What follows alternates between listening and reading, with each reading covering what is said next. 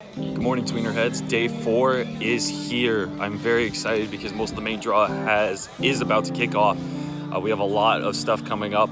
So we're gonna tour the museum today. We're gonna get a lot of action of that. That's gonna be primarily today's vlog, and then we'll add some more content of players playing as well. So stay tuned for today's vlog. Can't wait for today.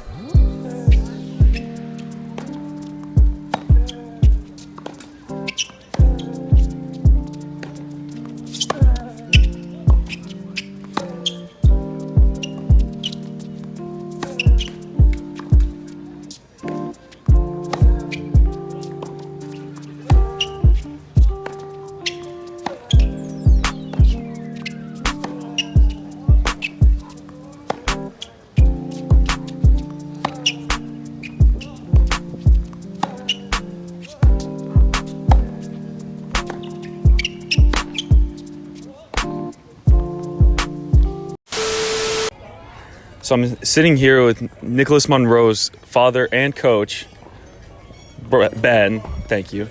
And I just wanted to ask him a couple questions about what it's like to be a coach on tour as well as a parent. So Ben, tell me a little bit what's the difference between being a father and being a coach? Is there a difference? Well, you wear two hats, and it's probably the best thing to do is to take the parent hat off when you get to the court. Mm-hmm.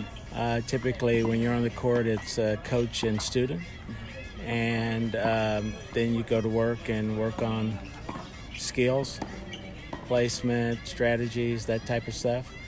And when you get off the court, you can go on to the day-to-day parent type, situations, and it works good if it works that way, because you can separate it and it works well. Is there any conflict between maybe on the court when you're trying to be a coach versus a father, or a father versus a coach? Is there any conflict between that?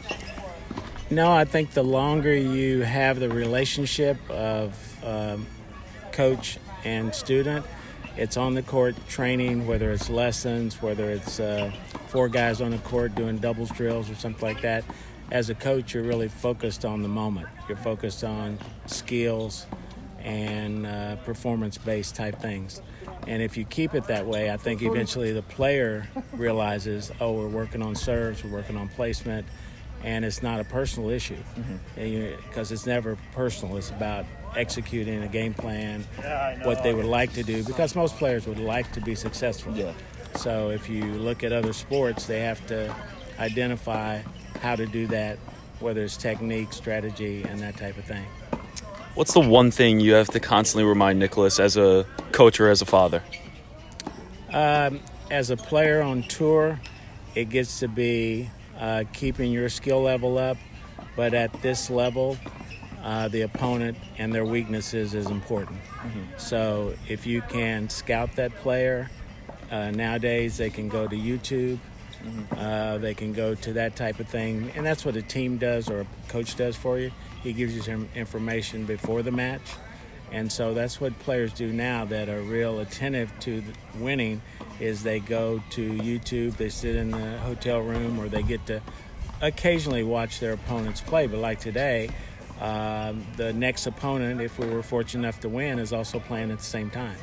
So you can't, as a player, you can't play your match and watch that person, but football does it. Everybody uses videotape. So patterns are important, and if you can get information on your opponent, it just makes you more comfortable, but it helps you craft a game plan. Yeah. So my last question is, do you think you and Nicholas would pair up to win a Grand Slam?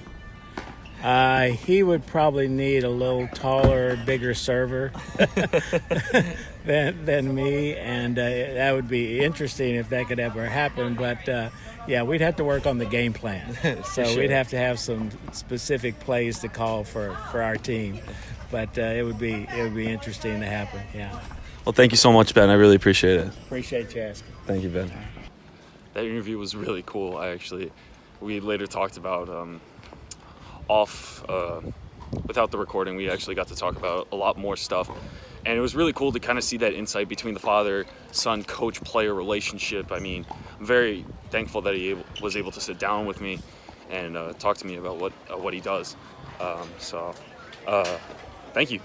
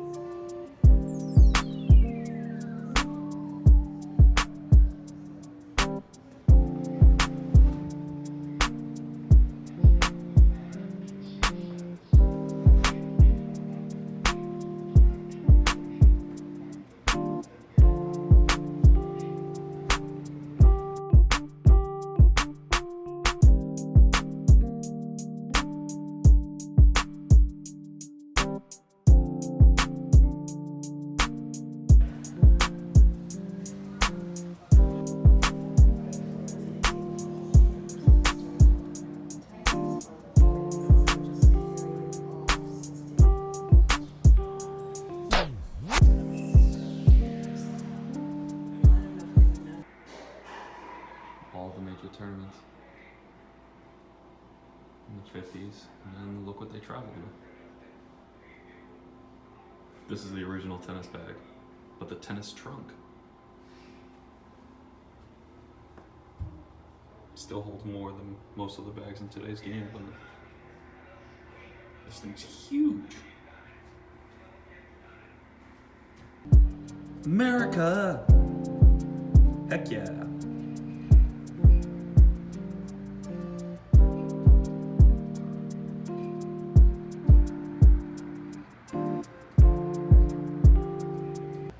What is this? What is this?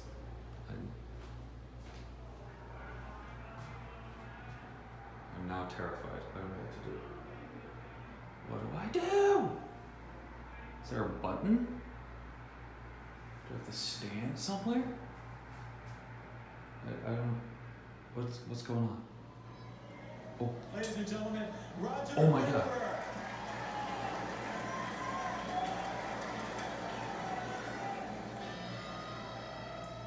Welcome to the International Tennis Hall of Fame and Museum.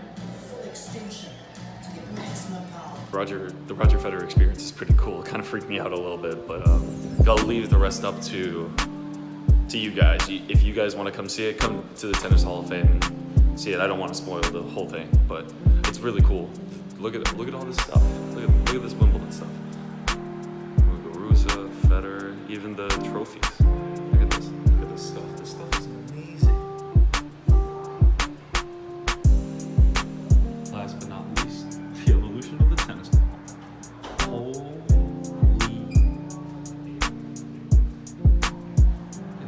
Look at these designs. It's just a paint can. They just redesigned paint cans and put balls in them. This is nuts. That was a really cool experience. I'm glad I got to show you some of the Tennis Hall of Fame. I don't want to show you all of it because that would just be rude of me. So if you guys want to check out more, check out the Tennis Hall of Fame. I mean, the Roger Federer experience is really cool. Freaked me out a little bit.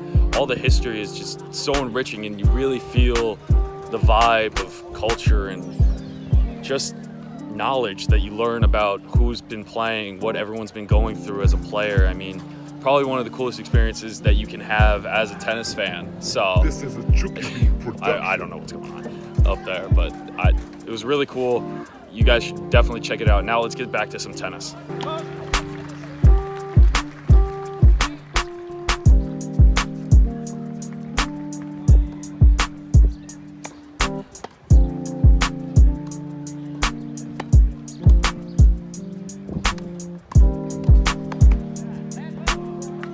Two, one, go.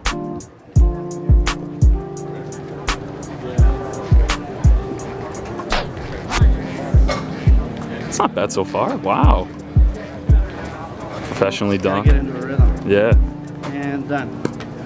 14.7. You almost had it. You almost had it.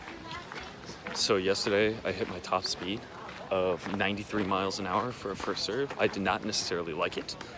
I want to hit that triple digits, so we're going to try again today. And we're going to try again every single day for the rest of the week while we're here.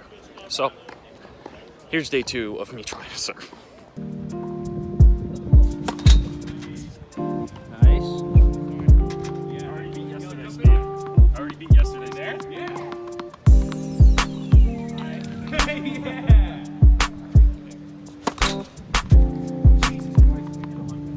I wonder if I can hit 100. You probably can. I doubt it. You do this for a living. Yeah. Oh yeah.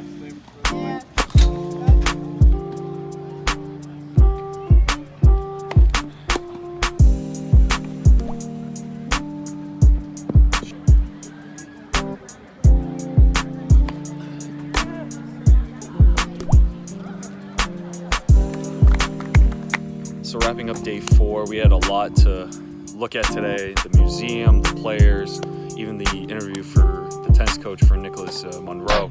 His dad had a lot of great insights to that. If you haven't listened to it yet, go back in this video and go listen to it. Thank you guys so much for tuning in today. Make sure to check us out on all our social medias, Facebook, Twitter, Instagram, all of those. Make sure to like, comment, share, and subscribe on the video, and subscribe to the channel as well. You can't subscribe to the video, though. So subscribe to our channel, and we hope to see you guys tomorrow for day 5. Thanks, guys.